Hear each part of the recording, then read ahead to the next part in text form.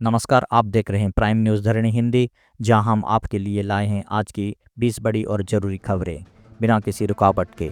तो आइए फटाफट जानते हैं आज की सुर्खियां। गुलमार्ग फैशन शो पर विवाद, ओमर अब्दुल्ला बोले सरकार का कोई रोल नहीं, होगी जांच।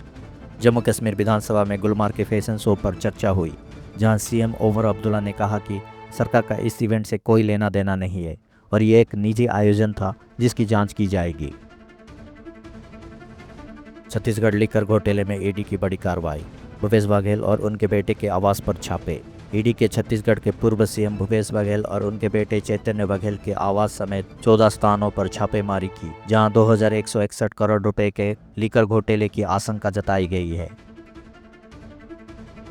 संसद में आशा कर्मियों की आवाज, बेहतर वेतन और नौकरी की सुरक्षा की मांग। लोकसभा में सांसदों ने आशा कर्मियों के लिए बेहतर वेतन, पेंशन और नौकरी की सुरक्षा की मांग उठाई, जिन्हें कोविड महामारी के दौरान स्वास्थ्य सेवा की असली हीरो बताया गया। अरुणाचल सरकार ने पेश किया 39,000 करोड़ रुपए का बजट, विकास और मानव संसाधन पर खास जोर। अरुणाचल प्रदेश के उप मुख्यमंत्री चोना मीन ने 39,842 करोड़ के बजट की परिवर्तनकारी कदम बताते हुए 2025-26 को ईयर ऑफ ह्यूमन कैपिटल घोषित किया, जिसमें शिक्षा, स्वास्थ्य, कौशल विकास और बुनियादी ढांचे पर बड़ा निवेश किया गया है। बिहार में तनिष्क शोरूम में डकैती, 25 करोड़ रुपए के जेवरात लूटे। आर्म डकैतों ने बिहार के आरा स्थित तनिष्क शोरूम में सुबह भवा बोलकर 25 करोड़ रुपए के जेवरात लूटे, जिसकी सीसीटीवी फुटेज में 8-9 लोगों को दिखाया गया है। एनईपी को लेकर धर्मेंद्र प्रधान बनाम डीएमके, पीएम श्री स्कूलों में केवल तमिल भाषा होगी माध्यम। केंद्रीय शिक्षा मंत्री धर्मेंद्र प्रधान ने डीएमके के विरोध के बीच कहा कि तमिलनाडु के पीएम श्री स्कूलों में केवल तमिल भाषा का उपयोग होगा और कोई भाषा नीति थोपी नहीं जा रही है। बिहार में तस्करी रैकेट का भांडाफोड़, 45 नाबालिगों को बचाया गया। बिहार पुलिस ने ऑपरेशन नटराज के तहत रोहतास जिले में तस्करी रैकेट का पर्दाफाश किया और 45 नाबालिगों को बचाया, जिनमें 42 लड़कियां शामिल हैं। मध्य प्रदेश में कांग्रेस के प्रदर्शन के दौरान मंच गिरा, दर्जनों घायल। भोपाल में कांग्रेस के विधानसभा मार्च के दौरान मंच गिरने से दर्जनों लोग घायल हुए, जिसमें 5 महिलाएं और कई वरिष्ठ नेता शामिल हैं।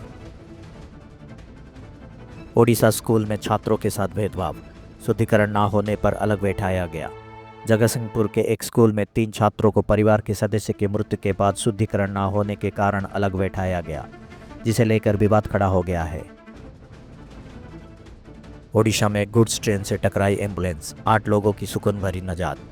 रायगढ़ में एक एम्बुलेंस गुड्स ट्रेन से टकराई और 100 मीटर तक घसीटी गई, लेकिन एम्बुलेंस में सवार 8 लोग बाल बाल बच गए।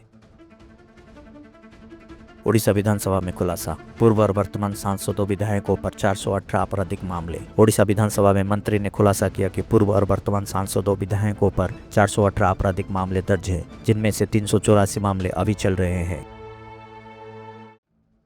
ओडिशा के नयागढ़ में 2 नाबालिगों को रहस्यमय मौत, पिता की दूसरी शादी का प्रस्ताव आया था। नयागढ़ जिले में 2 नाबालिग भाइयों की मौत के बाद विवाद बढ़ गया है, जहां कुछ लोग इसे आत्महत्या बता रहे हैं, जबकि अन्य इसे हत्या का मामला मान रहे हैं। भुवनेश्वर में 10 बांग्लादेशी नागरिकों की गिरफ्तारी, बड़े रैकेट पर शक। भुवनेश्वर में 10 बांग्लादेशी नागरिकों की गिरफ्तारी के बाद पुलिस ने एक बड़ी तस्करी रैकेट की जांच शुरू की, जिसमें उनके भारत में प्रवेश और स्थानीय सहायता के सूत्र तलाशे जा रहे हैं। ओडिशा में कुष्ठ रोगियों की संख्या लगातार बढ़ रही है। 2023-24 में 8,396 नए मामले सामने आए। ओडिशा विधानसभा में बताया गया कि राज्य में कुष्ठ रोगियों की संख्या लगातार बढ़ रही है और 2023-24 में 8,396 नए मामले दर्ज किए गए हैं। ओडिशा में अवैध खनन के खिलाफ पूर्वांचल पुलिस रेंज की सख्त कार्रवाई। पूर्वांचल पुलिस रेंज ने बालेश्वर, मयूरभंज और भद्रक जिले में अवैध खनन के खिलाफ कड़ी कार्रवाई करते हुए 73 लोगों को गिरफ्तार किया और 117 वाहनों को जब्त किया है। कनाडा के नए प्रधानमंत्री बनेंगे मार्क कार्नी, जस्टिन ट्रूडो की लेंगे जगह।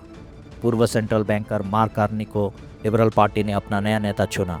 वे जल्द ही जस्टिन ट्रूडो की जगह कनाडा के प्रधानमंत्री पद की शपथ लेंगे, ऐसे समय में जब देश ट्रंप की व्यापार नीति और अधिग्रहण की धमकी से जूझ रहा है। अमेरिका दक्षिण कोरिया सैन्य अभ्यास के जवाब में उत्तर कोरिया ने दागी बैलिस्टिक मिसाइलें। उत्तर कोरिया ने अमेरिका और दक्षिण कोरिया के संयुक्त सैन्य अभ्यास को उकसाने वाला कदम करार देते हुए समुद्र में कई बैलिस्टिक मिसाइलें दागी, जिससे कोरियन प्रायद्वीप में तनाव और बढ़ गया है। भारत और मॉरिशस के बीच रणनीतिक साझेदारी पर चर्चा, संबंधों को मिलेंगी नई दिशा। मॉरिशस के विदेश मंत्री धनंजय रामफल ने भारत को विकास में अहम साझेदार बताते हुए रणनीतिक सहयोग, व्यापार समझौते और समुद्री सुरक्षा पर सहयोग बढ़ाने की बात कही, जिससे अफ्रीका में निवेश के नए अवसर खुलेंगे। दुबई से भारत लाने पर सोने की सीमा और कस्टम ड्यूटी के नियम, जाने पूरी जानकारी। भारतीय यात्री दुबई से 1 किलोग्राम तक सोना शुल्क चुकाकर ला सकते हैं, जबकि बिना कस्टम ड्यूटी के पुरुष 20 ग्राम 50,000 तक और महिला 40 ग्राम 1 लाख तक सोना ला सकती हैं। तय सीमा से अधिक होने पर कस्टम ड्यूटी लागू होगी। जलवायु परिवर्तन की बढ़ती ताकत, भविष्य में ला नीना का असर कमज़ोर पड़ सकता है। वैज्ञानिकों के अनुसार जलवायु परिवर्तन तेज़ी से मजबूत हो रहा है और भविष्य में ला नीना की ठंडक प्रभावी नहीं रह सकती।